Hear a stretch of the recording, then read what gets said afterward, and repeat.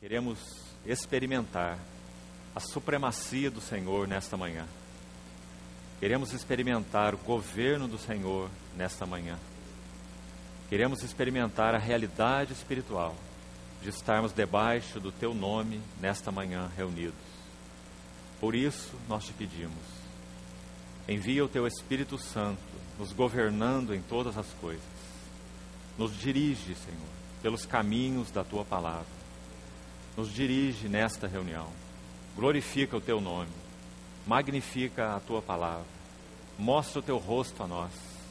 Porque é contemplando a Ti que somos transformados, de glória em glória. Nosso interesse está apenas em Ti. Nós clamamos ao Senhor.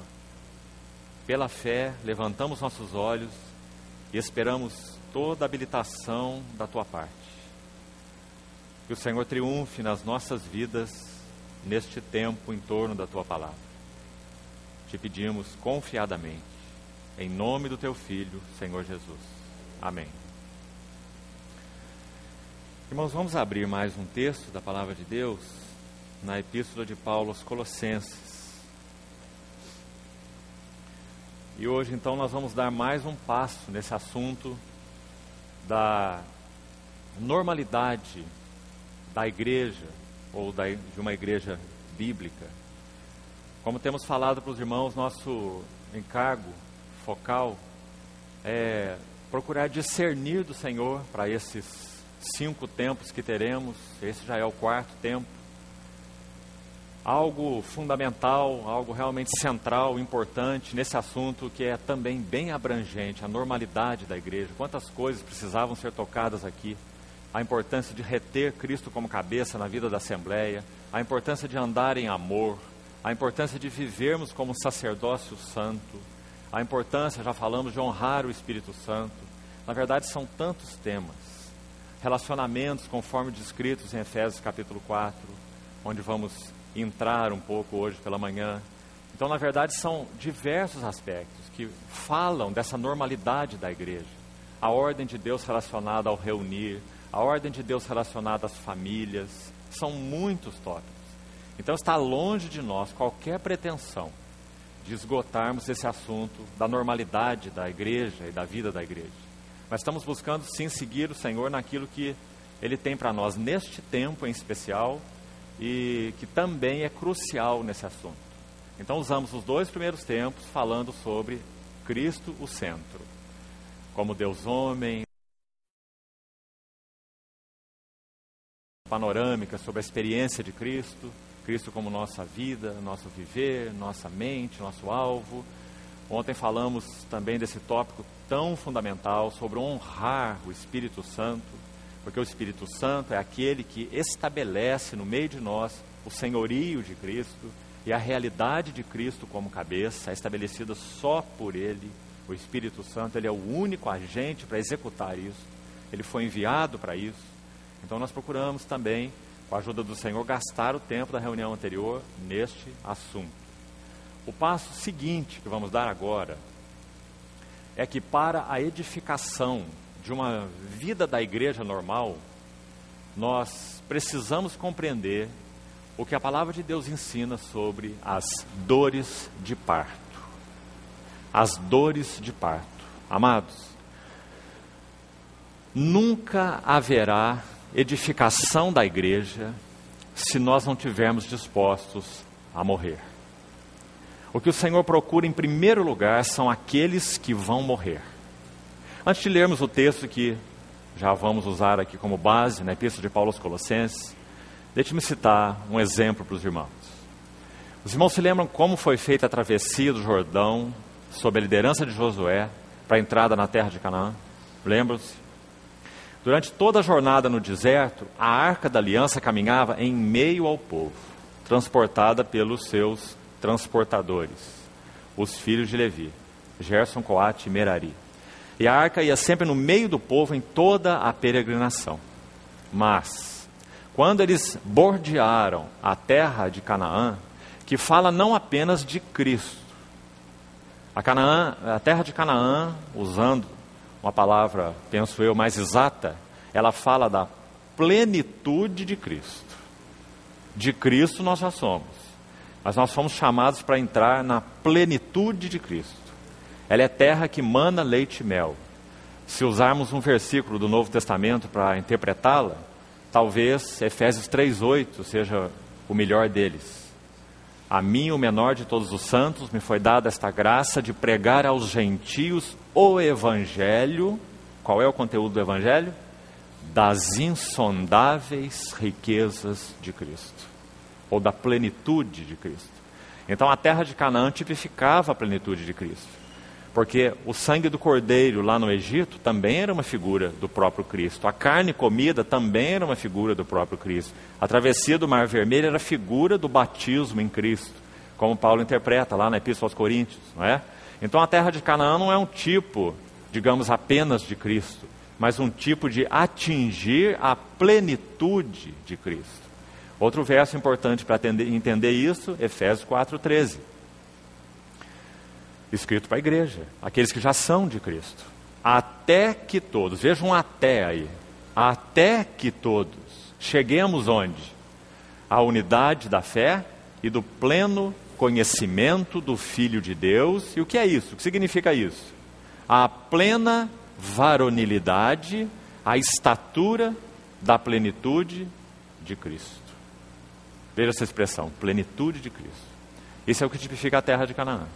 Então, para eles atravessarem o Jordão, para herdarem essa plenitude, a terra que mana leite e mel, leite, a riqueza da vida animal, mel, a riqueza da vida vegetal.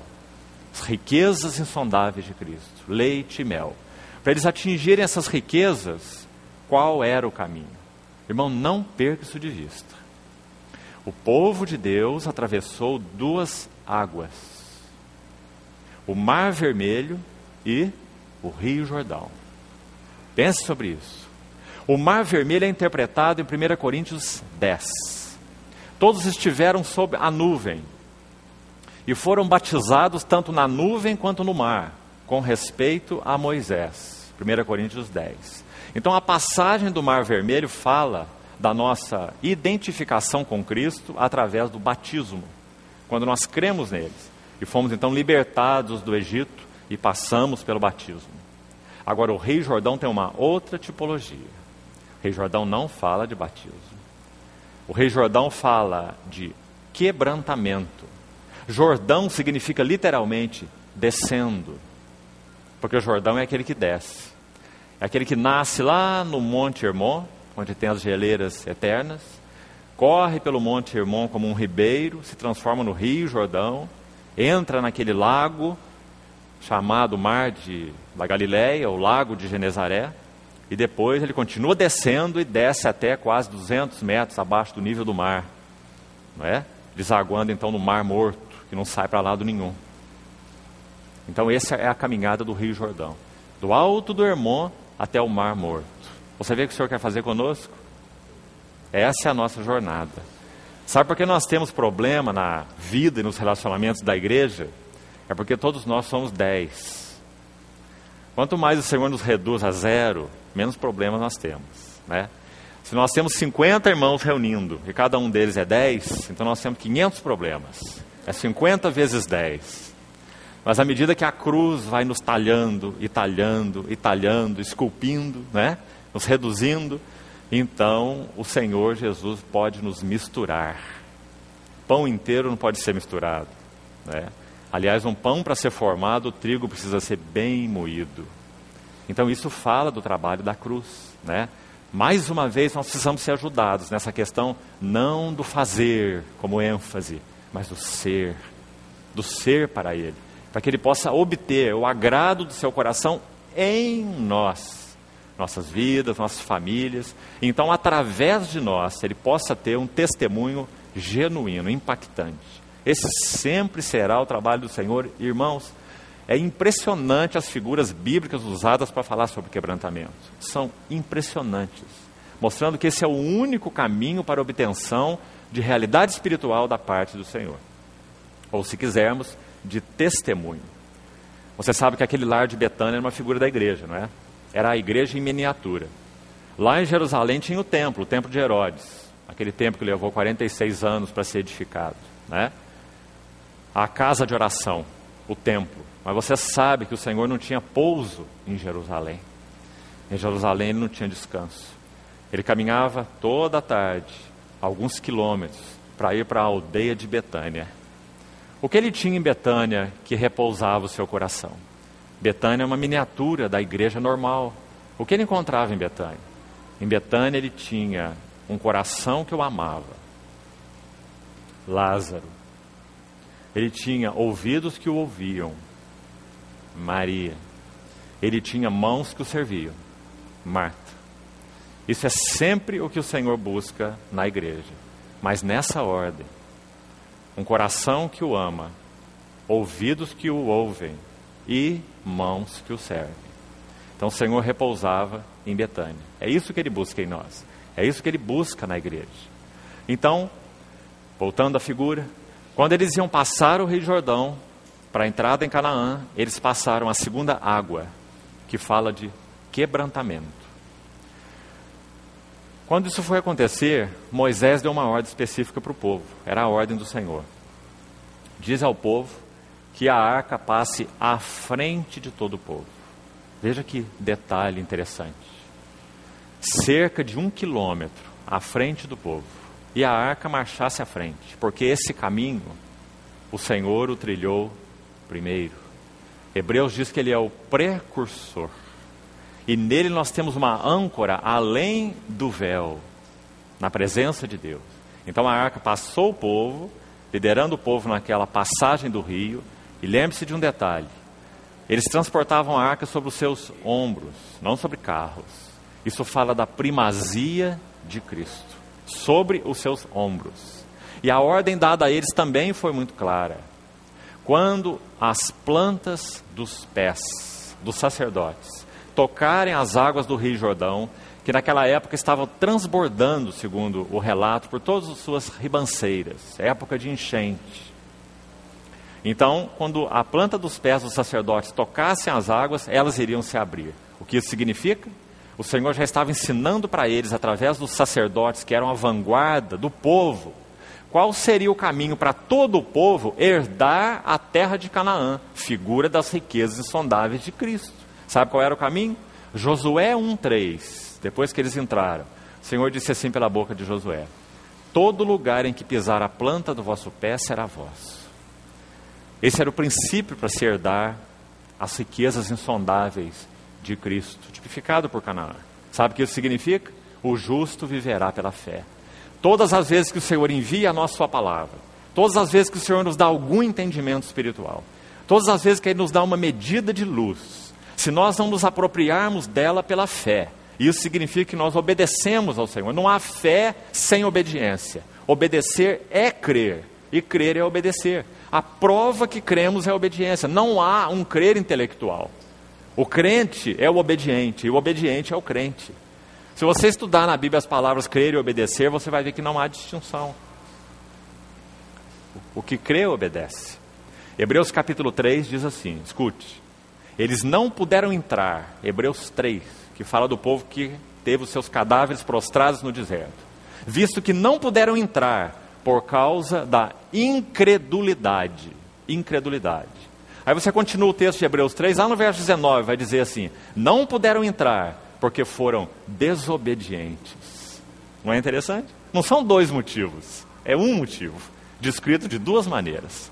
Eles tiveram incredulidade. Lembra dos espias? É uma terra de gigantes, é uma terra que vai nos devorar, não é? Incredulidade, desobediência. Não puderam entrar porque foram desobedientes. Hebreus capítulo 3.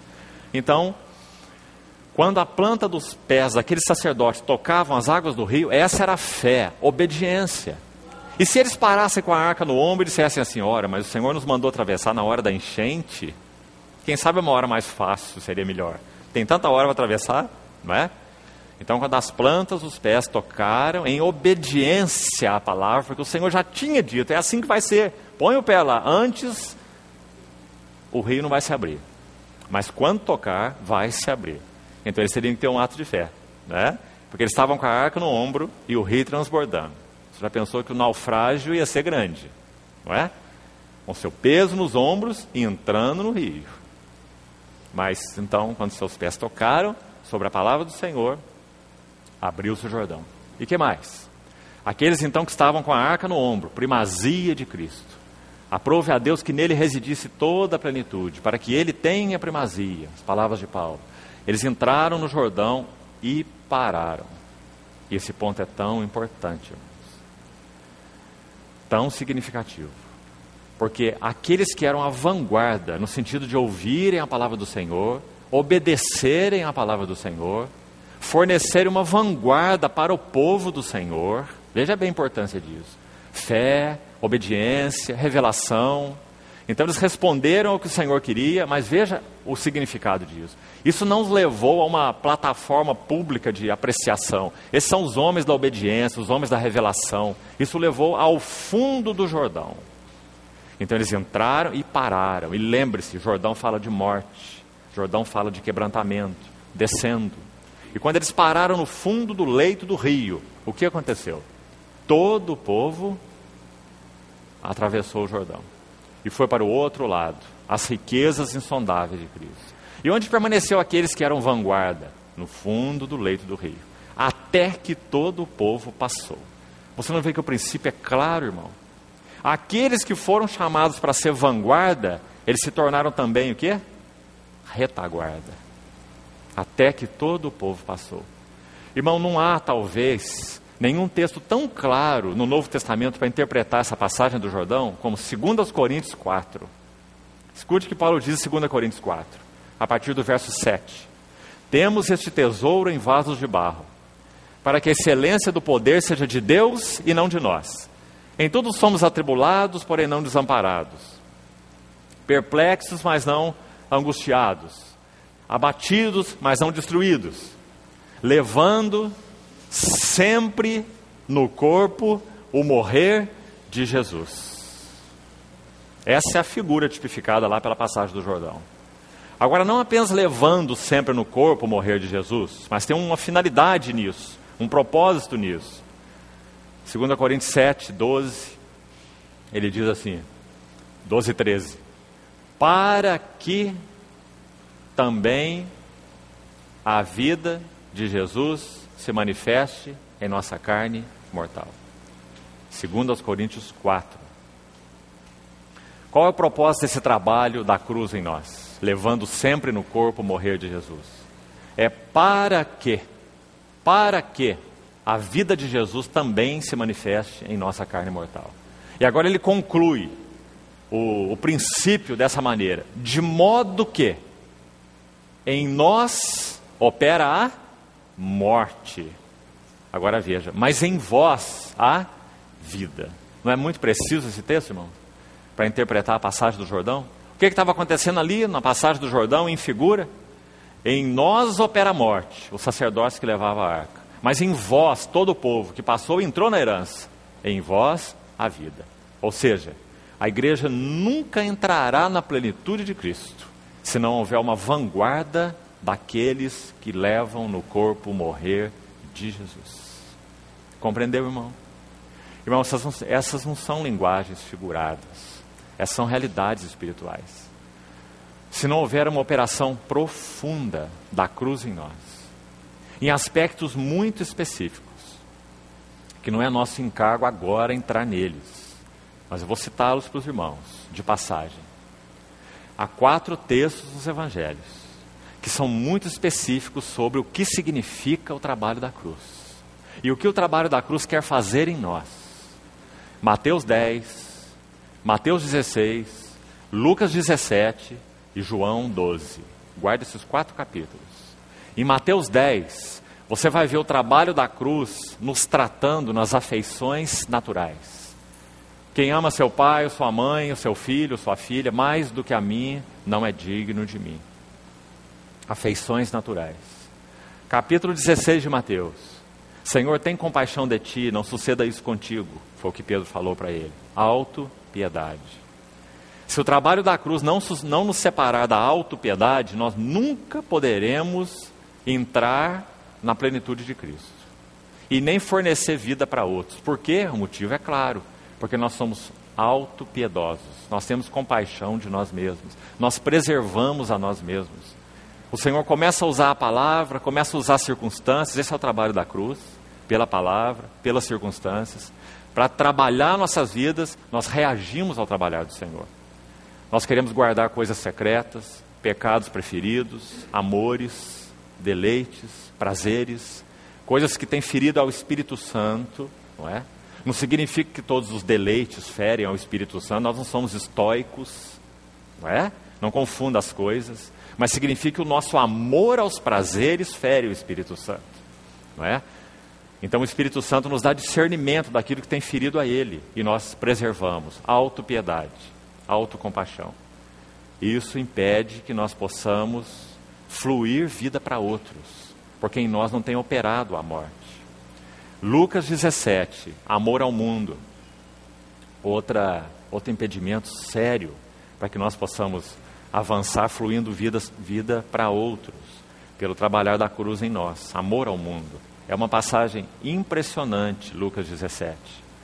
Cita os exemplos de Noé e de Ló, dizendo que Noé, em obediência à palavra do Senhor, ele entrou na arca, que fala de Cristo.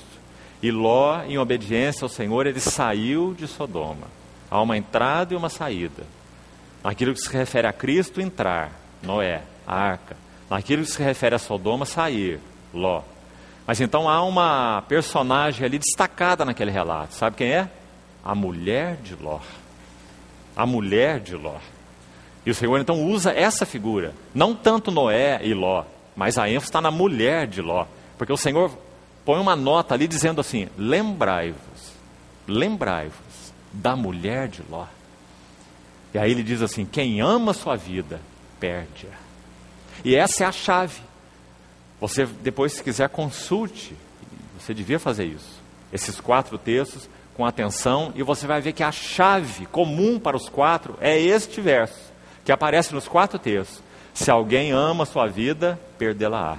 Se alguém perder a sua vida por minha causa, achá-la-á. Está falando do trabalho da cruz em nós. Então essa chave, esse verso-chave, está em Mateus 10, mostrando que o trabalho da cruz nos liberta de sermos regidos por afeições naturais.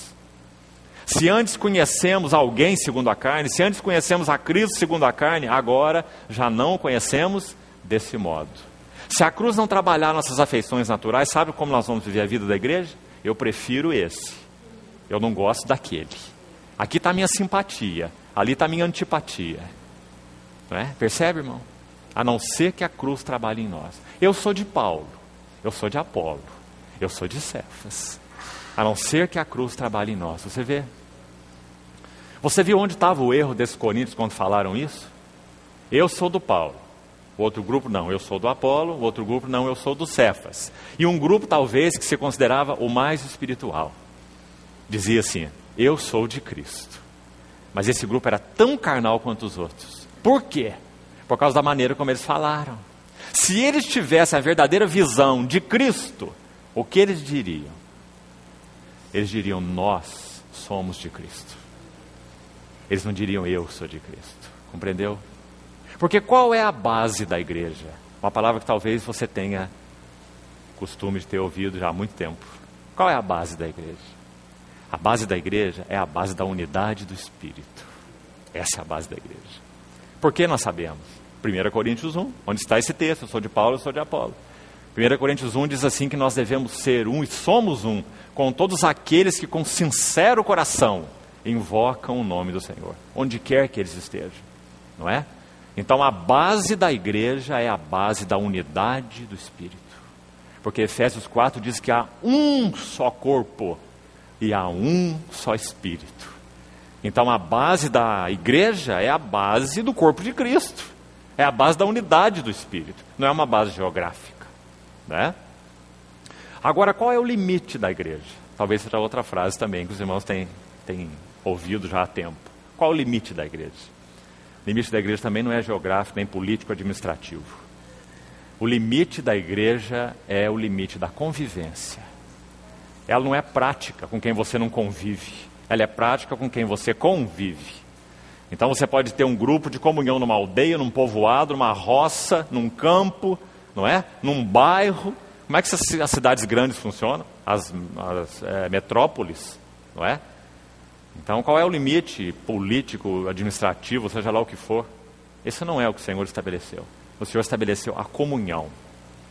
Então, quando nós nos reunimos na base da unidade do Espírito, na comunhão do corpo de Cristo, e convivemos com os irmãos com os quais reunimos, esse é o limite da prática da igreja entre nós e da vida da igreja, não é? Senão não é prático. Qual é a prática? Com aqueles que você não convive, não é? Não tem relação, não cuida, não serve, qual é a prática disso? Então, meu irmão, Senhor nos ajude, né, a rever todas essas coisas. É a sua igreja, e a sua igreja tem essa realidade espiritual, não é? De vivência, de convivência, de serviço, de ajuda mútua, de relacionamento, não é? Então esses compartimentos estanques, limítrofes, são feitos, realmente eles não conferem com a palavra de Deus, no que ela ensina sobre o viver da igreja, né? Então quando aqueles, me perdoe o parêntese, vamos fechar, vamos voltar para o assunto. Quando nós falamos sobre essa passagem do Jordão, lembre-se que aquela passagem foi baseada na palavra de Deus, baseada na fé, trabalho da cruz. Porque eles morreram, a vida operava em outros, né? Sempre é o caminho de Deus. Então, Lucas 17, lembrai-vos da mulher de Ló. Quem ama sua vida, perde-a. Qual a lição da mulher de Ló? É óbvia. Ela saiu, digamos, porque Ló puxou. Era a mulher dele, não é? Mas o coração dela estava em Sodoma. Então ela se tornou uma estátua de sal, que na Bíblia fala de testemunho, e também de juízo. Então ela se torna aquela estátua de sal. Lembrai-vos, diz o Senhor. Irmão, aquele texto é tão precioso. Ele funciona como um trombone de Deus, aqui no nosso ouvido. Lembrai-vos, a mulher de Ló. Quem ama sua vida, perde. Sabe como podemos interpretar isso? Não ameis o mundo, nem as coisas que no mundo há. Se alguém amar o mundo, o amor do Pai não está nele. E depois a João 12, mais uma vez aparece a chave. Se alguém ama a sua vida, perde-a. Mas se alguém perder a sua vida por minha causa, achá-la-á. João 12, a partir do verso 20. E João 12 também é um impressionante texto. Jesus tinha ressuscitado a Lázaro. Muitos judeus estavam crendo nele, por causa da ressurreição de Lázaro. Ele tinha entrado em Jerusalém aclamado como rei, Hosana ao rei que vem. Sabe o que isso quer dizer? Jesus estava no ápice, digamos, do ministério público dele. Veja isso. Aclamado como rei em Jerusalém, Lázaro ressuscitado, judeus crendo nele, e mais um detalhe, gregos o procuram para conhecê-lo. Os representantes do berço da sabedoria, né? João 12. Gregos. Os gregos o procuram para conhecê-lo. Então, os gregos se aproximam de Filipe, que era de Betsaida, e dizem assim: queremos ver a Jesus. Os gregos. Porque a dominação política naquela época, entre eles, era romana, certo? Mas a dominação cultural era grega. A sabedoria era grega. Então, quando vê um grupo de gregos querendo conhecer Jesus, você sabe o que está acontecendo? Os discípulos estão entusiasmados. Tanto que o texto diz em João 12 que Filipe vai dizer para André, não é? Ele vai dar notícia para o André, que interessante. Parece como dois meninos, né? Dizendo assim: olha, vem um grupo aí querendo conhecer o papai, não é? Então Filipe vai chamar o André, o texto registra, e diz assim: e ambos foram comunicar a Jesus. Como chegando os dois ali felizes, né? Rindo até nas orelhas, dizendo assim: mestre, os gregos querem te conhecer. Quer dizer, que oportunidade agora. Eles vão ver que o Senhor é a sabedoria. Tudo aquilo que o tal do Sócrates, do Platão, do Aristóteles, do Plotino, etc. falaram, aquilo é nada. Aquilo é uma bobagem. Tu és a sabedoria. Lá de Provérbios 8, o arquiteto da criação de Deus, não é? O Senhor vai ensinar para eles o que é sabedoria. Eles estavam muito entusiasmados. E acho que eles ficaram mais entusiasmados ainda. Quando o Senhor, eles dão a notícia para o Senhor e o Senhor fala assim: é chegada a hora de ser glorificado o Filho do Homem. Essa foi a frase do Senhor, não é? Imediatamente depois dessa frase, essa frase deve ter levado ao Monte da Transfiguração, não é? Agora a próxima frase do Senhor, ele disse assim: se o grão de trigo caindo na terra não morrer, fica Ele só. Que maravilhoso, irmãos. Ele está dizendo assim, eu não vim ser mestre de sabedoria para ninguém. Eu sou a sabedoria, mas se a sabedoria não caindo em terra, morrer, a sabedoria fica só. Mas se essa sabedoria morrer, Mateus diz, a sabedoria é justificada pelos seus filhos. Se essa sabedoria morrer, ela vai gerar filhos da sabedoria, e não da aula de sabedoria. Então, se o grão de trigo caindo em terra não morrer, fica só. Mas se morrer, produz muito fruto. E o próximo verso, se alguém ama a sua vida, perde. Mas se alguém perder a sua vida por minha causa, achará. O que o Senhor está nos ensinando nesse texto? Busca de glória pessoal. Todas as vezes que buscamos glória pessoal, nós estamos fora do caminho da cruz. Estamos fora do caminho da frutificação. Não somos mais vida e luz para os outros. 4 textos com a mesma chave. Mateus 10, 16, 10 e 16, Lucas 17 e João 12. Esse é o caminho da cruz, esse é o operar da cruz. Na prática, como que isso opera em nós? Como que nós podemos tomar ou não a cruz? Tomar a cruz nunca é compulsório. A cruz nunca é imposta sobre nós. Tomar a cruz sempre é voluntário. Sempre há um se antes do tomar a cruz. Se alguém quer vir após mim, a si mesmo se negue e tome a sua cruz. Então, irmãos, também falando de modo resumido, mas é necessário que toquemos nisso, tomar a cruz significa, principalmente, 2 aspectos. Primeiro, a palavra de Deus. Segundo, a providência de Deus. Tomar a cruz significa toda palavra que o Senhor realmente nos fala. Nós devemos nos submeter a ela, para que ela, como espada afiada de 2 gumes, penetre até dividir alma de espírito, juntas e medulas, discernindo os pensamentos e as motivações do coração. Então essa palavra opere em nós morte para tudo que não é o Senhor e vida para aquilo que é o Senhor, ou a formação do Senhor em nós, o despojar e o revestir. A palavra de Deus é um dos aspectos do trabalhar da cruz. E a palavra de Deus não é compulsória sobre nós. Nós podemos acolhê-la ou nós podemos rejeitá-la. Nós podemos obedecê-la ou podemos desobedecê-la. Tiago exorta assim, no capítulo 1, verso 21. Despojando-vos de todo dolo e acúmulo de maldade, hipocrisias e invejas, acolhei com mansidão a palavra em vós implantada. Ela é poderosa para salvar as vossas almas. Se não houvesse possibilidade de não acolhê-la, se ela fosse imposta sobre nós, Tiago não precisava nos escrever dessa maneira. Acolhei com mansidão a palavra. Quando nós a acolhemos, o resto é com ela. Graças ao Senhor. Ela é uma espada de 2 gumes. Por que 2 gumes? Porque por um lado ela opera morte. Morte de tudo aquilo que em nós é desagradável ao Senhor. Por outro lado, ela opera vida. Ou ela edifica em nós tudo aquilo que satisfaz ao Senhor. 2 gumes. Graças ao Senhor, ela tem 2 gumes. Irmãos, todos nós,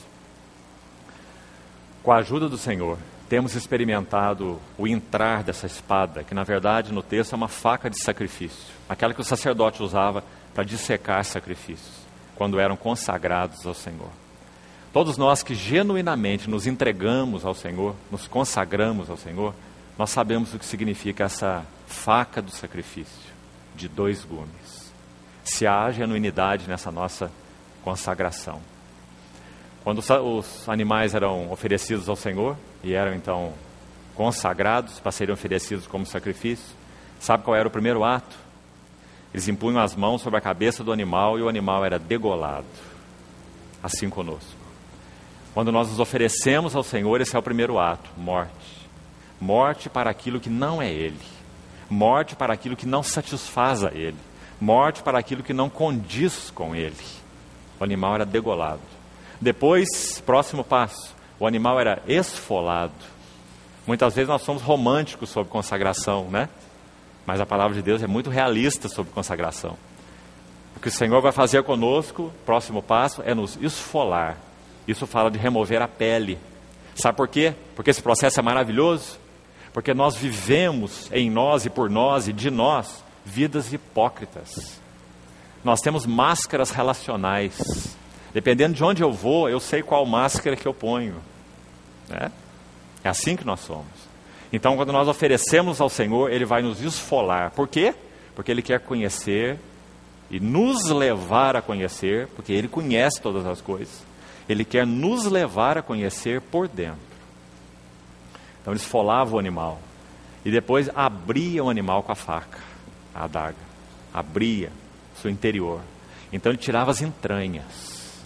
E conforme o sacrifício, as entranhas eram lavadas com água, toda a gordura oferecida ao Senhor. Conforme a oferta pacífica, por exemplo, o sacerdote podia se alimentar da coxa, do peito, da oferta. Depende do sacrifício. No holocausto era tudo queimado, né? Mas o trabalho do sacerdote era sempre esse: matar, esfolar, abrir, tirar as entranhas. Isso é consagração. É baseado nesse pano de fundo que Paulo escreve assim em Romanos 12: rogo-vos, pois, irmãos, pelas misericórdias de Deus. Essa é a base da consagração. Deus foi misericordioso conosco, porque nós estávamos lá no Egito e Ele nos fez consagráveis a Ele. Lembra quando eles saem da noite da Páscoa? O que o Senhor disse em Êxodo 13? Todo primogênito que abre a madre é meu. Eles passaram sob juízo, e juízo significou para eles não apenas libertação, mas consagração. Não foi apenas libertação mas foi libertação para. Então todo que abre a madre é meu. Aqueles primogênitos no Egito, na verdade, todos morreram aos olhos de Deus. Aqueles que não morreram, foi porque o sangue os cobriu. Percebe? Então, aos olhos de Deus, todos morreram. Aqueles que não morreram, é porque foram cobertos por alguém que morreu. Quem morreu no lugar deles? O Cordeiro, que é figura de Cristo. Então, compreende, irmão, que a morte de Cristo não significa, em primeiro lugar, nossa libertação do Egito, do mundo, da carne, do diabo, do pecado. Ela significa, em primeiro lugar, uma libertação para. Ele morreu para nos libertar para Ele, e não para nos libertar disto ou daquilo, em primeiro plano. Como é importante compreender isso, irmãos. O Senhor não é apenas aquele que nos livrou Ele nos livrou para. O amor de Cristo nos constrange, julgando nós isto. Ouça, um morreu por todos. Olha o Cordeiro da Páscoa aí. Logo, todos morreram. Os primogênitos do filho de Israel morreram também no Cordeiro, não é? Porque o Cordeiro morreu por eles. Um morreu por todos, logo todos morreram. Qual o propósito? Paulo continua. Isso é 2 Coríntios capítulo 5, versos 14 e 15. Ele continua assim: e ele morreu por todos. Para quê? Escute esse para quê. Ele morreu por todos para quê? Os que vivem não vivam mais para si mesmos, mas para aquele que por eles, ou no lugar deles, morreu e ressuscitou. Tão claro, não é? Tão precioso. Então o propósito da morte do Senhor foi nos libertar para Ele. O propósito da morte do Senhor é para nos fazer totalmente dele. 2 Crônicas, capítulo 16, tem um verso tão precioso. Diz assim: os olhos do Senhor estão sobre toda a terra, e Ele busca aqueles cujo coração é totalmente dele. Totalmente dele. Para isso Ele morreu. Então, irmãos, quando Ele nos comprou, Ele nos regenerou no nosso espírito, Ele enviou o Seu Espírito Santo para fazer esse trabalho em nós. Se nós quisermos resumir qual é a obra aqui na terra que gerou, que fez com que o Senhor enviasse o Seu Espírito Santo, essa seria, penso eu, uma boa frase. Ele enviou Seu Espírito Santo para que o nosso coração seja totalmente dele. Em Mateus 6, quando o Senhor trata dessa questão da unicidade do coração, ou da integralidade do coração, Mateus 6, 19 em diante, Ele usa contrastes, pares ali, muito significativos. Ele diz assim: não ajunteis para vós outros tesouros na terra, onde traça ferrugem e corrói, mas ajuntai para vós outros tesouros no céu. Se os teus olhos forem bons, todo o teu corpo terá luminoso. Mas se os teus olhos forem maus, todo o teu corpo estará em trevas. Não podeis servir a dois senhores, porque ou há de honrar a um, devotar-se a um, desprezar o outro, ou o contrário, não é? Sempre esses dois pares. Aí logo no verso 25 ele diz assim: não andeis ansiosos de coisa alguma. Qual é a causa da nossa vida ansiosa, inquieta? Não vos inquieteis com o dia de amanhã, o amanhã trará os seus cuidados. Mateus 6. Qual a causa da nossa preocupação? Não vos preocupeis dizendo que comeremos, que beberemos, com que nos vestiremos. Ansiedade, preocupação, inquietação. Palavras do dia, não é? Na nossa vida. Qual é a causa de tudo isso, segundo o Senhor em Mateus 6? Coração dividido. Se o nosso coração é integral para o Senhor, nós não vivemos vidas preocupadas, nem ansiosas. O que nos faz preocupados e ansiosos é o nosso coração dividido. É termos dois amores, dois focos, dois alvos. Não podeis servir a dois senhores. Sabe a única coisa capaz de lidar com esse dois na nossa vida e nos tornar pessoas de um amor só? A cruz. O trabalho da cruz. O trabalho da cruz nos faz pessoas de um amor, um Senhor, uma paixão, uma devoção, um alvo. Ou seja, pessoas integrais. Nós somos o que nós somos em Cristo. Sem máscaras. Você sabe que a palavra hipócrita no grego é quase igual no português. Hipócritas. Palavra no original. Sabe o que ela significa? Um ator. Quando aquelas pessoas entravam no palco lá, aqueles teatros ambulantes que tinha na época lá, os atores são chamados no grego de hipócritas. Aí estão os hipócritas, né? Eles vão representar um papel. Foi essa palavra que o Senhor usou para os fariseus, hipócritas. Por fora um sepulcro caiado, por dentro ossos de rapina e perversidade. Esse é o nosso coração, por natureza. Então, se o trabalho da cruz em nós ele não for fundo, nunca seremos homens e mulheres integrais. Nunca poderemos fluir vida para outros, porque em nós não opera a morte. Então, em vós não opera a vida. Amados, esse princípio, se não morrer, fica só, de João 12, é tão verdadeiro e necessário. Se aplica a todos os nossos relacionamentos. Nós temos aqui uma boa parte de irmãos casados.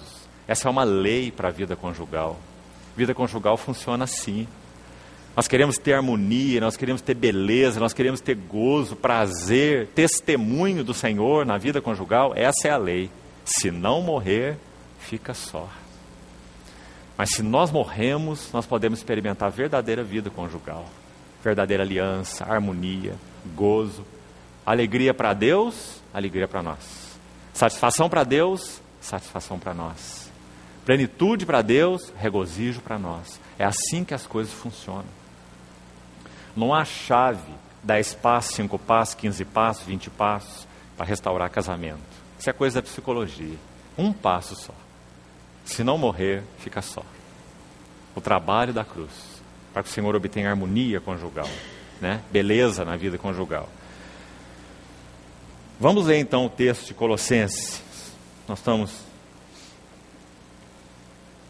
ensaiando até agora para ler esse texto, né? Colossenses capítulo 1. Vamos ler esse texto.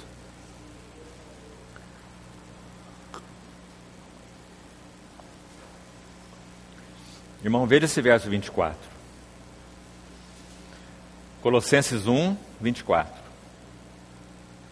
Agora me regozijo nos meus sofrimentos por vós. Preste atenção como Paulo explica esses sofrimentos. E preencho o que resta das aflições de Cristo. Por favor, preste atenção em cada palavra. Onde? Como? Na minha carne, ou no meu corpo. O que mais?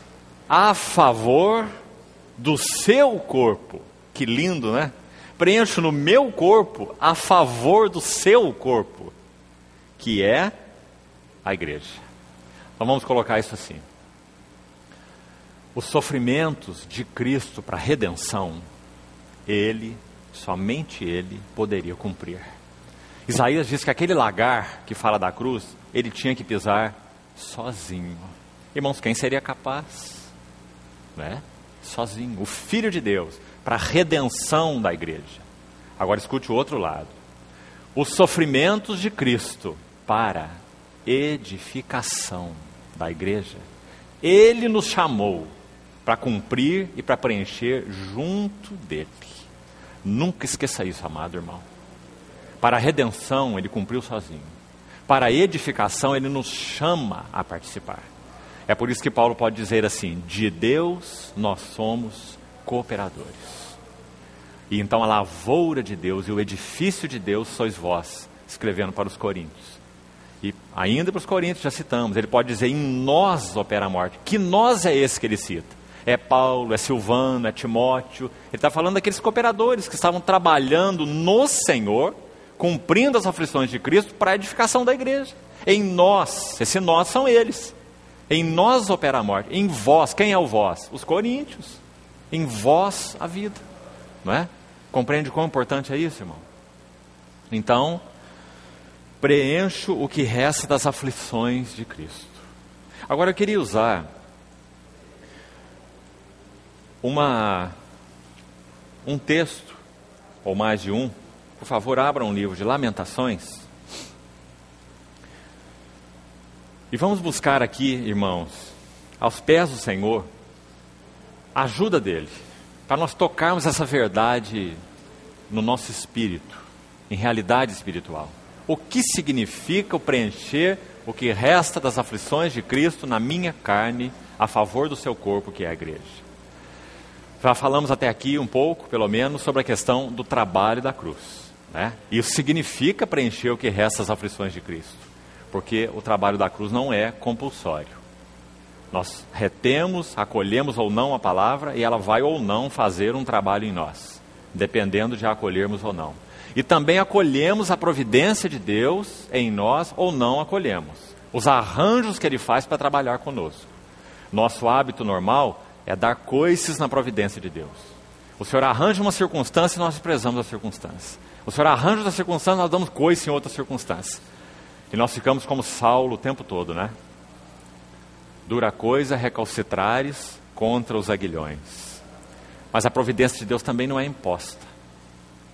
O irmão Watmani cita uma frase de Madame Guyon, tão conhecida, Madame Guyon, aquela nobre francesa que recebeu o Senhor, e o Senhor fez um trabalho de despir na vida dela tão profundo, que ela foi capaz de escrever o Experimentando as Profundezas de Jesus Cristo.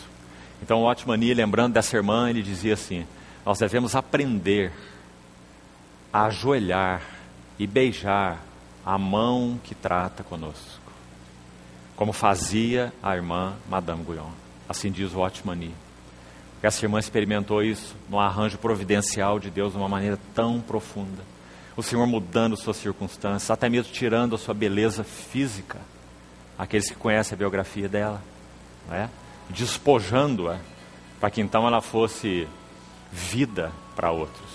Então, o livro de Lamentações, abra por favor esse livro. Nós vamos ver juntos aqui onde começa esse assunto do preencher o que resta das aflições de Cristo. Irmãos, esse livro de Lamentações é impressionante, impressionante. Há 3 passagens escritas de forma acróstica no Velho Testamento. E acho que seria bom chamar a atenção para isso aqui, para a nossa instrução. Você sabe o que é um acróstico? Você já viu as crianças fazerem acróstico? Acróstico é você montar uma frase, um ditado, uma poesia, usando uma sequência específica. Por exemplo, você vai montar uma poesia onde cada frase começa com uma letra do alfabeto. A primeira com A, a segunda com B, a terceira com C, a quarta com D, a quarta e assim vai. Compreendeu? Acróstico. Ou de qualquer maneira, as 3 primeiras com A, as 3 próximas com B, as 3 próximas com C, não é? Então o acróstico faz essa combinação, certo? Tem 3 passagens do Velho Testamento, olha o poeta Espírito Santo, como ele faz. Tem 3 passagens no Velho Testamento que o Espírito Santo escreveu acróstico. Se você juntar as 3, você tem um quadro magnífico. Sabe quais são as 3 passagens? O primeiro está aberto aqui. Lamentações. Olhe quantos versículos tem o primeiro capítulo. Veja sua Bíblia. 22, não é? O alfabeto hebraico tem 22 letras. Lamentações 1 funciona assim. Cada versículo começa com uma letra do alfabeto hebraico em ordem. A primeira letra se chama Aleph. Então a primeira letra é o A hebraico, o primeiro versículo. O 2 é a segunda, o 3 é a terceira e assim 22 versículos. 22 letras. Olhe quantos versículos tem o capítulo 2. Quantos são? 22. De novo um acróstico. Olha quantos versículos tem o capítulo 3. 66. 3 vezes 22. Olha quantos versos tem o 4 e o 5. 22 e 22. Então a poesia composta originalmente pelo Espírito Santo foi esta, um acróstico. Sabe qual é o tema desse acróstico? O tema é a ruína do testemunho do Senhor. Triste acróstico. Lamentações. Por isso o livro se chama Lamentações. A palavra-chave desse livro é a primeira palavra do livro. Veja como está na tua tradução. Qual é a primeira palavra? Como começa o livro? Como? Essa é a palavra hebraica. Chave. Erra no hebraico. Como? Ela aparece no livro algumas vezes. Veja aí. Como? Lamentações 1:1. Olha o capítulo 2. Qual é a primeira palavra? Como? Cobriu o Senhor de nuvens a sua ira, a filha de Sião. Olha o capítulo 4. Não apenas uma vez. 3 como? No mesmo versículo. Como se escureceu o ouro? Como se mudou o ouro refinado? Como estão espalhadas as peças do santuário pelas esquinas de todas as ruas? E depois de cada como, lá no final da frase tem um ponto de exclamação. Ou seja, esse como é uma atitude de assombro. E é importante que nós notemos isso. Jeremias olha para a cidade, irmãos, segundo a tradição, agora não segundo a Bíblia, certo? Segundo a tradição hebraica. Jeremias estava em uma caverna no Monte Gólgota. É chamada Caverna de Jeremias, até o dia de hoje. E daquela caverna no alto do Gólgota, ele olhava a cidade queimando. E o que ele podia dizer, irmãos? Como? E por que como? Porque aquele era o povo da aliança de Deus e ali estava o testemunho do Senhor. O que ele podia dizer nesse livro? Senão como? Então, irmãos, onde começa a recuperação do testemunho do Senhor? Como? Ou seja, se o Senhor não nos levar a participar das angústias do seu coração pela igreja, nunca teremos recuperação do testemunho do Senhor. Recuperação do testemunho do Senhor não é festa. Recuperação do testemunho do Senhor não é em si mesmo alegria. Recuperação do testemunho do Senhor é participar o que resta, preencher o que resta das aflições de Cristo, na minha carne, a favor da edificação do seu corpo, que é a igreja. Então, amados, vamos recolher algo aqui das instruções desse livro. Mas antes, deixe-me dizer para os irmãos quais são as duas outras passagens, para que vejamos por que o Espírito Santo fez isso. E por que esse texto, então, não foi composto de uma maneira normal. A outra passagem acróstica é o Salmo 119.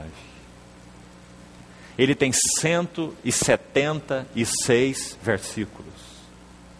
8 vezes 22. O Salmo 119, os primeiros 22 versículos começam com o A hebraico.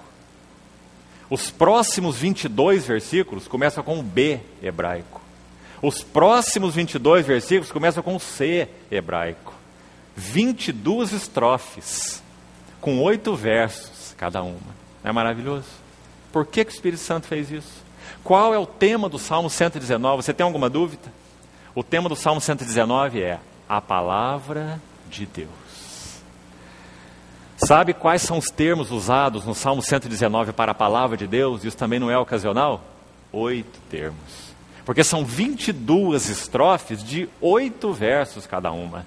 Então há 8 termos para a palavra de Deus. A palavra de Deus lá é chamada de palavra mesmo, é chamada de testemunhos, preceitos, juízos, estatutos. São 8 termos para a palavra de Deus, no Salmo 119. A ênfase é a palavra de Deus. A minha alma está apegada ao pó, vivifica-me pela tua palavra. Há 5 versículos que são orações por entendimento, dizendo, dá-me entendimento. 5 vezes no Salmo 119. Entendimento da palavra, entendimento espiritual. Salmo 119. A terceira passagem acróstica, sabe qual é? Provérbios 31. De 22 a 33. Ou de 11 a 33. São então 22 versículos. No Provérbios 31. Você lembra o que diz Provérbios 31? Há algumas Bíblias que você vai ver o acróstico, porque está indicado aí na margem, e o Salmo 119 em algumas Bíblias é separado nessas estrofes de 8 versos, em algumas traduções. Então você pode visualizar um pouco disso. Então Provérbios 31 você vai ter o último acróstico. Sabe qual é o tema ali? A mulher virtuosa, de Provérbios 31. Sabe do que fala a mulher virtuosa de Provérbios 31? Da igreja gloriosa. É uma figura da igreja gloriosa. Mulher virtuosa, quem a achará? O Senhor está purificando para si mesmo uma igreja gloriosa, sem mácula nem ruga. Então, se você reunir os 3 acrósticos, veja essa sequência. Em Lamentações nós temos a ruína do testemunho. No Salmo 119 nós temos a palavra de Deus. A única coisa capaz de recuperar a ruína do testemunho é a palavra de Deus. E qual é o resultado dessa recuperação, desse testemunho do Senhor? A igreja gloriosa, ou a mulher virtuosa. Então o Espírito Santo não fez algo ocasional. Ele fez esses 3 acrósticos para nos dar o caminho da restauração. Mas, irmão, não nos esqueçamos que o primeiro passo dessa restauração está aqui no livro de Neemias. Refletindo o que Paulo disse em Colossenses: eu preencho o que resta das aflições de Cristo. Ou seja, o primeiro passo para nós, para que o Senhor recupere seu testemunho, é arrependimento. Vamos ler alguns versos nesse livro de Lamentações. Veja como ele começa. O primeiro como aí, jaz solitária a cidade outrora populosa. Tornou-se como viúva a que foi grande entre as nações, princesa entre as províncias, ficou sujeita a trabalhos forçados. Chora e chora de noite, as suas lágrimas lhe correm pelas faces, não tem quem a console. Entre todos os que a amavam, todos os seus amigos procederam perfidamente contra ela, tornaram seus inimigos. Verso 4. Os caminhos de Sião estão de luto, porque não há quem venha à reunião solene. Todas as portas, aqui vamos chamar atenção para um primeiro ponto, portas. Porta na Bíblia é uma figura tipológica, é claro, fala de 2 coisas, revelação e governo. Exemplo de revelação, carta à igreja de Filadélfia. Tenho posto diante de ti uma porta aberta, a qual ninguém pode fechar. E porta ali fala de revelação. O outro sentido,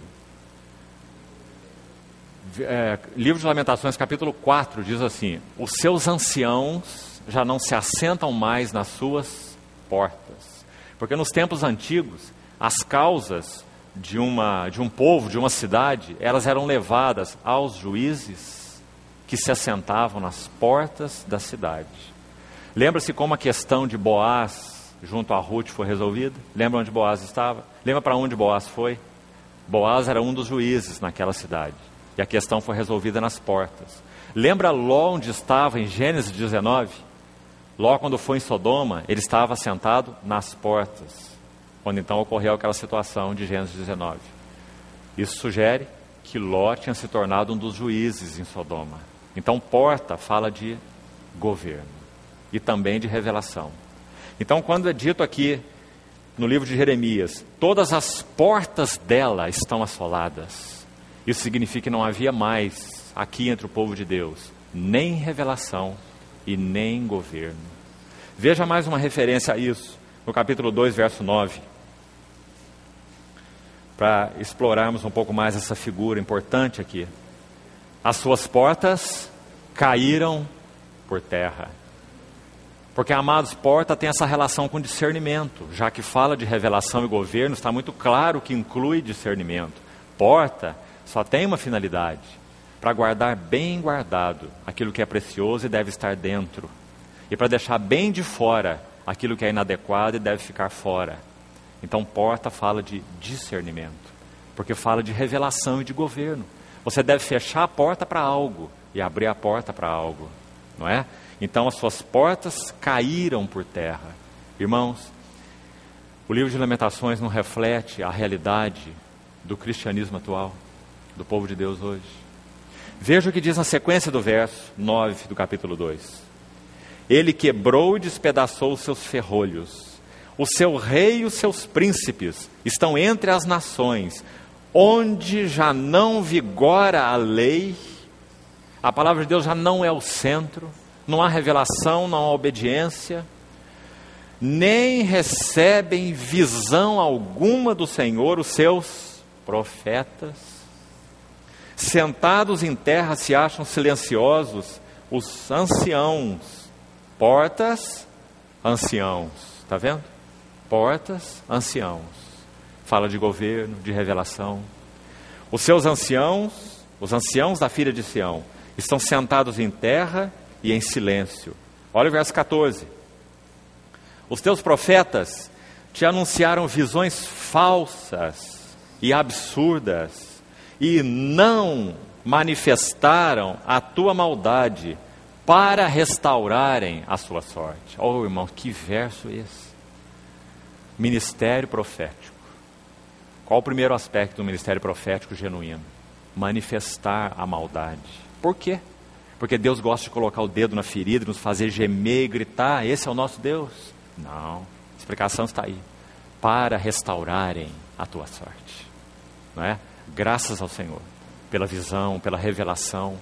Graças ao Senhor pelo incômodo que a visão nos dá. Graças ao Senhor pela aflição que a visão nos dá. Graças ao Senhor pela aflição do arrependimento. Paulo escreveu para os Coríntios assim: fostes contristados segundo Deus. Porque essa tristeza segundo Deus a ninguém traz pesar. Mas a tristeza segundo o mundo produz morte, não é? A tristeza segundo Deus é para arrependimento. Então, queridos, se nós almejamos de coração algo significativo do testemunho do Senhor nessa terra, antes que Ele venha, está aqui o primeiríssimo passo. Antes de visão, antes de revelação, antes de profecia, antes de fazer qualquer coisa, preencho o que resta das aflições de Cristo. Chamado para arrependimento, para que sintamos junto com o Senhor as suas dores pela falência do seu testemunho atual. Se nós não participarmos do seu coração com relação a isso, esqueçamos restauração.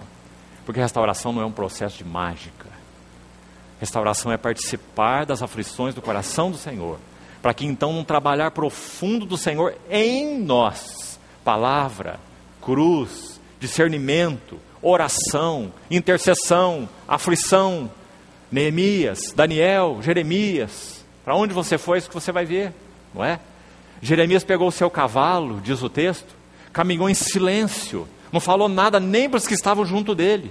Ele subiu num lado do muro, se você conhece o texto, ele olha o muro por um lado. Depois ele cavalga por mais um lado, sobe em outro ponto, olha o muro por outro lado. Ele teve várias perspectivas da mesma ruína.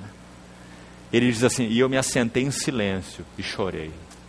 Esse era Neemias. Irmão, se o Senhor não nos levar a participar das angústias do seu coração, não há nada de restauração. Então o livro de Lamentações, ele tem essa palavra-chave: como. Ajude-nos o Senhor a participar das suas aflições. Irmãos, o coração do Senhor bate com estas aflições, em primeiro lugar. Quando Ele encontrar vasos que participem das suas aflições, então Ele terá vasos que participem da sua glória. Sofrimento vem antes de glória. Veja o primeiro capítulo. Queria mostrar para os irmãos aqui uma distinção importante. Se são 22 letras nesse acróstico, 22 versos, sabe como que eles se dividem? No meio, numa harmonia perfeita. Linda essa palavra, amados, palavra de Deus. Sabe o que acontece nos primeiros 11 versos? Jeremias fala, os artigos estão no masculino, quem escreveu foi Jeremias, ele fala. Mas sabe o que acontece a partir do verso 12? Não perca isso, irmão, não perca isso. Sabe o que acontece a partir do verso 12? Os artigos, as conjugações são mudadas para o feminino. Mas é Jeremias que está escrevendo. E ele está falando feminino. O que significa isso? Ele está incorporando em si as dores da cidade, do testemunho do Senhor. Então nós podemos dizer que nos primeiros 11 versículos, o profeta fala. Nos 11 últimos versículos, a cidade fala, através do profeta. Você quer ver a cidade falando? Escute lá, veja o verso 12. Não vos comove isto? É uma pergunta do Senhor para nós. Como temos visto a igreja hoje, queridos? Como temos visto o testemunho do Senhor? Não vos comove isto? Nós estamos em hora de festa? Estamos em hora de dançar diante do Senhor? Não. Não vos comove isto? A todos vós que passais pelo caminho, considerai, observai atentamente, e vede se há dor igual à minha, que veio sobre mim, com que o Senhor me afligiu no dia do furor da sua ira. Lá do alto enviou fogo a meus ossos, o qual se assenhoreou deles, estendeu uma rede aos meus pés, arrojou-me para trás, veja, fez-me assolada. E é Jeremias quem está escrevendo. Você viu? Ele incorporou a dor da cidade, ele está representando a cidade, clamando diante do Senhor. Irmãos, que verdade é essa? Nós não somos indivíduos crentes chamados pelo Senhor. Nós somos membros da igreja que é o seu corpo. E a sua igreja, sim, está em ruínas. O seu testemunho, sim, está em ruínas. E o que o Senhor busca então encontrar no meio das ruínas? Vasos. Que tipo de vasos? Em primeiro lugar, que preenche o que resta das aflições de Cristo. Na minha carne, a favor do seu corpo, que é a igreja. Versículo 13, parte final. Fez-me assolada e enferma. 2 femininos. Todo dia. O jugo das minhas transgressões está atado pela sua mão. Elas estão entretecidas e subiram sobre o meu pescoço. E ele abateu minha força. Entregou-me o Senhor nas mãos daqueles contra os quais não posso resistir. Amados, é sim juízo do Senhor o que temos vivido nos nossos dias. É sim. Porque Pedro disse assim, porque o juízo há de começar pela casa de Deus. E se há de vir por nós, o que será daqueles que nem obedecem o Evangelho? Então, irmãos, nós somos primícias para o Senhor, é pelas primícias que Ele começa o seu juízo. Porque Ele precisa nos passar pelo fogo, senão nada Ele obterá a respeito do seu testemunho. Então, irmãos, a vida cristã é esse paradoxo maravilhoso, sim. Gozo em meio à aflição, alegria em meio à dor. Entristecidos, mas sempre alegres. Nada tendo, mas possuídos sim, tudo. Sim, a vida cristã é paradoxal. Mas nós precisamos saber que há uma nota primária em cada fase do trabalhar do Senhor.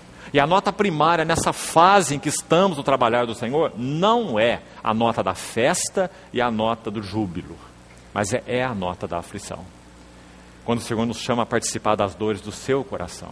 Senhor, o que fizemos? Senhor, o que fizemos? O que temos feito com a tua casa, com o teu testemunho? Veja a sequência ainda, mais um pouco. Versículo 15. O Senhor dispersou todos os meus valentes que estavam comigo.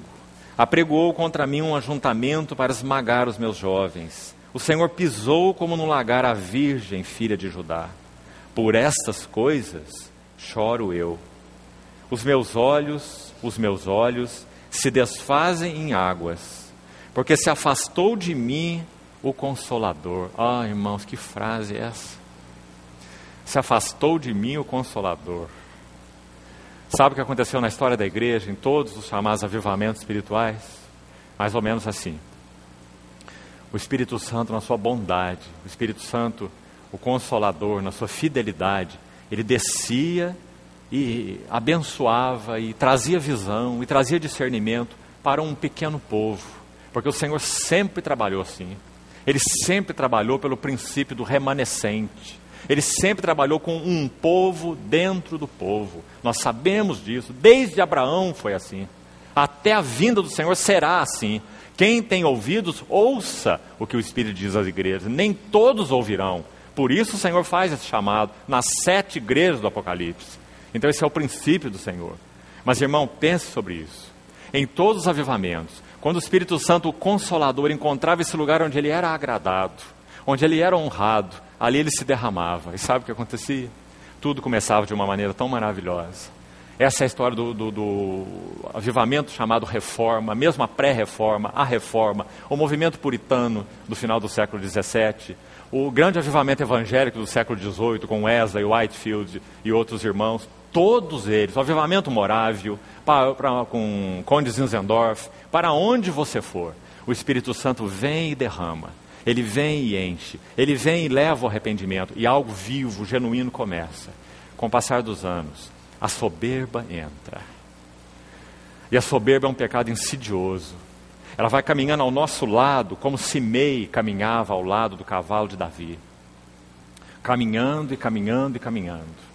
E a soberba vai falando assim para o nosso coração: veja como vocês têm tudo. Veja como vocês têm palavra. Veja como vocês têm revelação. Veja como vocês têm sabedoria. Não há um povo sobre a terra como vocês. Vocês têm tudo. Estou rico, abastado, não preciso de nada. Até que o Senhor, na sua fidelidade, Ele pinga o colírio dos nossos olhos. Mas, irmãos, antes que Ele faça isso, o nosso coração já se encheu de soberba.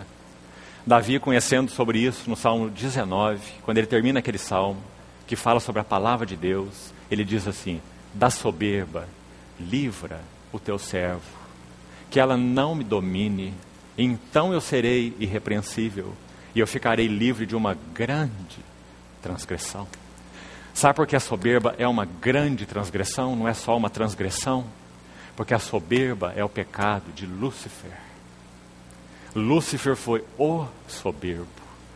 Aquele anjo, querubim da guarda ungido, como diz o profeta, que caminhava no jardim de Deus, que tinha uma posição tão elevada na criação de Deus. Sabe o que ele quis? Ele quis assumir o lugar do Logos de Deus, o lugar do Filho de Deus. Então ele encheu o seu coração de criatura, no meio da sua beleza e da sua glória, e quis almejar o lugar que era do Logos de Deus, do Filho de Deus, o soberbo. E ele foi julgado, e com ele 1/3 dos anjos. Então Davi compreende isso. E ele diz: me livra da soberba, para que eu fique livre de grande transgressão. Então os avivamentos espirituais começam com esse derramar do Espírito. O Senhor levanta homens, dá sua palavra, dá revelação, e aí vem a forma. Todos eles foram assim, irmãos. As taças. O vinho é derramado, então há uma taça para contê-lo. Então a taça se arruma para conter o vinho. E sabe o que vai acontecendo com o passar dos anos? O vinho vai se esvaindo, mas a taça permanece. Então nós podemos dizer assim, que um grupo tem uma taça e outro grupo tem outra taça, mas ambas estão vazias. Mas eles tomam a taça e apontam para o outro e dizem assim: olhem a minha taça, ela é mais brilhante e bonita que a sua. Mas ambas estão vazias e não servem para nada, perderam o propósito. Foi-se o Consolador. Irmãos, não há nenhum caminho para que o Consolador retorne à sua habitação, a não ser o caminho das aflições de Cristo, a não ser o caminho do arrependimento, a não ser que nós nos dobremos diante do Senhor com essa confissão: Senhor, foi-se de nós o Consolador. Senhor, tem misericórdia de nós. Senhor, restaura a nossa sorte. Senhor, perdoa o nosso pecado. Oh, irmão, o Senhor precisa encontrar em nosso coração, em todos nós. O texto continua dizendo assim, Lamentações capítulo 1, versículo 16.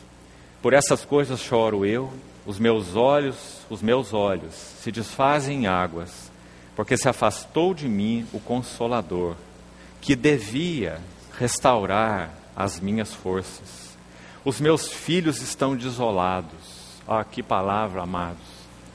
Quando nós perdemos a realidade de quem o Senhor é, da vida com Ele, da vida relacional com Ele, sabe o que acontece? Nossos filhos ficam desolados. Quantos, irmãos? Quantas pessoas têm perdido a Deus na obra de Deus? Irmãos, alguns anos atrás, numa cidade do Paraná, sabe o que aconteceu? O filho de um homem que se dedicou a cooperar no auxílio de pessoas drogadas, pregando o evangelho, e abriu uma casa de recuperação para restaurar pessoas viciadas, e se entregou totalmente a essa obra de pregação e de restauração de pessoas viciadas em drogas. Um certo dia ele entra na sua casa, ele encontra o seu filho enforcado, pendurado no caibro da sua casa, e com a Bíblia queimada debaixo dos seus pés. O que esse filho quis dizer, de alguma maneira, é que o seu pai havia se entregado à obra, e havia se esquecido dele próprio. E, irmãos, isso foi tão trágico para aquela cidade, uma cidade pequena, algo tão drástico, tão violento. Mas eu creio que nós precisamos assimilar essa mensagem. Deus não nos chamou para sermos obreiros, em primeiro lugar. Ele nos chamou para termos um relacionamento profundo com Ele, de tal forma que nossas famílias possam ser um seio de habitação para o Senhor. Nossos filhos não fiquem desolados, porque nós temos perdido o Senhor e a visão do Senhor na obra do Senhor. Os seus filhos estão desolados, porque prevaleceu o inimigo. Verso 17. Estende Sião as mãos, não há quem a console, porque o Consolador se foi. Ordenou o Senhor acerca de Jacó, que os seus vizinhos se tornem seus inimigos. Você vê que ainda é misericórdia? É o Senhor fazendo o seu povo passar por juízo, porque se Ele não faz isso, irmãos, se Ele nos deixa entregues à nossa própria sorte, nós nunca retornaríamos. Nunca retornaríamos. Então Ele provê inimigos contra nós, porque Ele nos quer, para nos disciplinar, para nos recuperar. Esse povo que foi aqui cativo para esse cativeiro, ficou lá 70 anos, mas não permaneceu lá. Voltou de lá. Porque o Senhor usou os inimigos para corrigir aquele povo, para discipliná-los, né? O Senhor ordenou que os seus inimigos, seus vizinhos, se tornem seus inimigos. Verso 17. Jerusalém é para eles uma coisa imunda. Justo é o Senhor, pois eu me rebelei contra a sua palavra. Ouvi todos os povos, e vede a minha dor. As minhas virgens e os meus jovens foram levados para o cativeiro. Chamei os meus amigos, mas eles me enganaram. Os meus sacerdotes e os meus anciãos expiraram na cidade, quando à procura de mantimento para restaurarem suas forças. Olha, Senhor, porque estou angustiada. Você vê de novo esse feminino, a cidade orando na pessoa de Jeremias. Turbada está a minha alma, o meu coração transtornado dentro de mim, porque gravemente eu me rebelei. Fora a espada mata os filhos. Em casa anda a morte. Ouvem que eu suspiro, mas não tenho quem me console. Todos os meus inimigos que souberam do meu mal se alegram, porque tu o fizeste. Mas, em trazendo tu o dia que apregoastes, serão semelhantes a mim.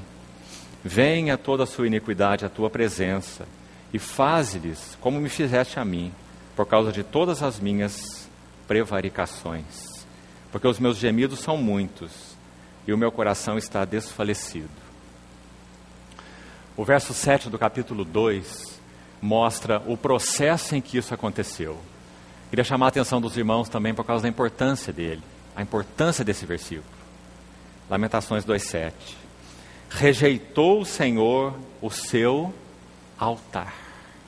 Ele vem primeiro. Depois ele detestou o seu santuário, que é a sua casa. Isso vem em segundo. E por último, ele entregou na mão do inimigo os muros do seu castelo. Irmão, não é maravilhoso? Sabe por quê? Isso está escrito 70 anos antes da restauração, que começou com Zorobabel e Josué. 70 anos antes, não é? Jeremias não sabe como a restauração vai ser. Como a restauração foi? Como Jeremias o escreveu. Qual foi o primeiro elemento firmado nas suas bases? O altar. Porque o altar fala da preeminência de Cristo, fala da pessoa e obra de Cristo, fala do nosso altar pessoal, fala de devoção, de adoração, de realidade de vida para Ele e com Ele. É disso que o altar fala. Primeiro o altar, não o santuário nem os muros. Depois do altar, santuário. Se há o altar firmado, então nós podemos olhar agora a casa. Mas se não há altar firmado, não tem como ver a casa. A entrada é o altar. Depois a casa e por último os muros. E nós sabemos que no aspecto primário, altar fala de consagração, casa fala de glória e muro fala de testemunho. Testemunho é o último, porque tem como base o altar. Então essa sequência é muito importante, assombrosa, porque ela foi escrita muito antes da restauração. Vamos encerrar agora com mais um versículo desse livro, mais um ou dois versos, e vamos concluir por agora. Capítulo 4, por favor, vamos ler aqui esse verso 1 novamente. Capítulo 4, verso 1.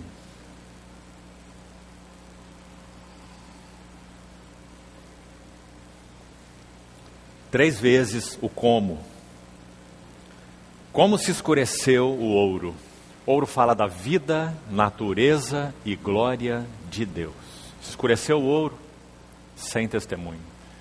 Da vida, da natureza, da glória de Deus. Como se escureceu o ouro. Como se mudou o ouro refinado. E essa frase tão impressionante. Como estão espalhadas as pedras do santuário pelas esquinas de todas as ruas. Irmãos, o Senhor, quando nos comprou, Ele não nos comprou para sermos cristãos individuais. Quando Paulo fala em 1 Coríntios 12 sobre o corpo de Cristo, ele fala assim: ora, vós sois o corpo de Cristo, e individualmente, ele coloca o indivíduo no seu devido lugar. Nós somos indivíduos e temos uma relação individual com Deus. Mas quando ele vai falar do indivíduo, olha onde ele põe o indivíduo. Vós sois o corpo de Cristo, e individualmente, membros deste corpo. Não é lindo? Esse é um equilíbrio perfeito. Não há individualismo no corpo de Cristo. Há individualidade. Você não sou eu não sou você. O Senhor nos trata a cada um como cada um. Mas nós não somos individualistas no corpo de Cristo. Porque individualmente somos membros uns dos outros.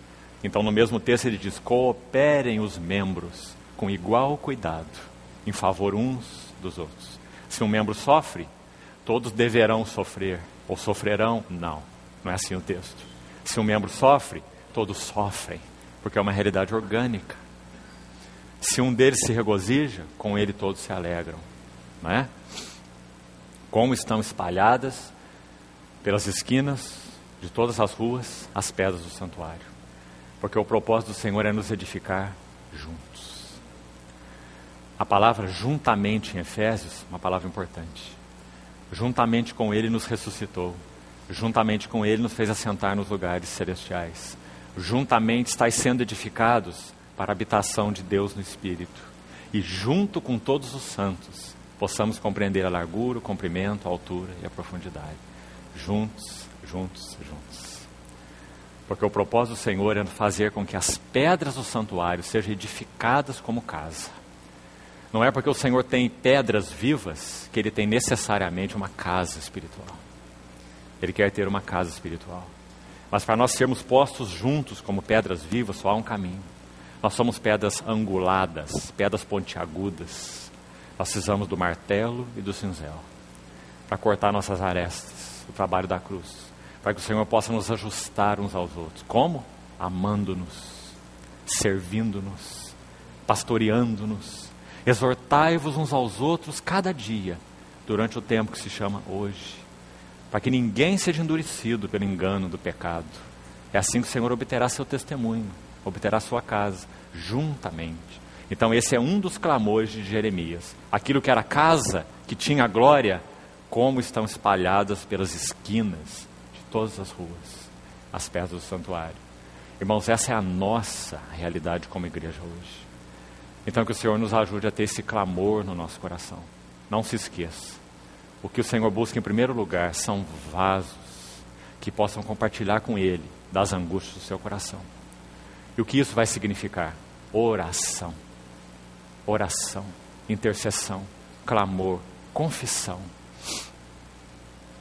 Confissão de Daniel, confissão de Jeremias, todas foram no plural. O nosso pecado, nos rebelamos, a nossa vergonha, as tuas misericórdias.